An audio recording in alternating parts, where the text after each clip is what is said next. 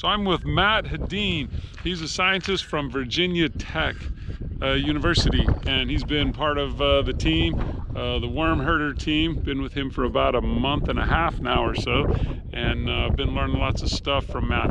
But he has an experiment here. We're at Worm Herder Creek, and I've got Matt here. He's gonna take a little minute to tell you about this machine and the science that he's doing.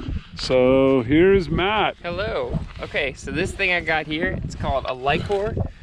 It's a Lycor CO2 analyzer, so CO2 or carbon dioxide. So Lycor is just the name of the company, but the main thing that this is doing is it's looking at our CO2 flux. So it's the amount of CO2 that's coming out, CO2 flux right there.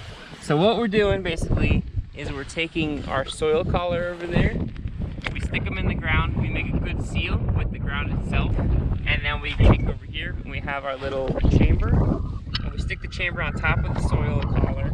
And the idea there is that we're creating a seal, so we're trapping all the air in there, and then when we turn on the machine, it'll kind of suck the air out of there, so it makes like not quite a vacuum, but it gets some of the atmospheric air out, and then it kind of shoots that out to the side, and then what we have left in that chamber is just the CO2 that is being made by the animals in there. So the idea here is by measuring CO2, we're measuring respiration, which we can use as a proxy for basically activity. So it's how many bacteria and animals and plants are living in there and they're doing their thing. Because as you know, every time you breathe out, you let CO2 out, and that's what they're doing because they're alive and doing their thing.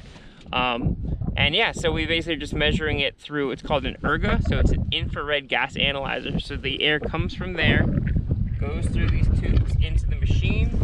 The air gets kind of shot around in here. You can't see the laser inside, but it shoots a laser through the air itself, and that allows us to measure the CO2 levels. And kind of what we're finding today is, surprise, there's very low activity because it is very cold and there's not a lot of animals here. But if you were to do this probably in your backyard, you would get much bigger fluxes because there's a lot more animals. But yeah. That's very cool. And I'm assuming you don't need the hand warmers when you're doing this? The hand warmers are for personal use only. Oh, gotcha. All right. Yeah. So there's another great experiment here in the dry valleys of McMurdo. I've been hanging out with scientists like that for the last month and a half and learning a whole bunch of good stuff. So thanks, Matt. Yeah.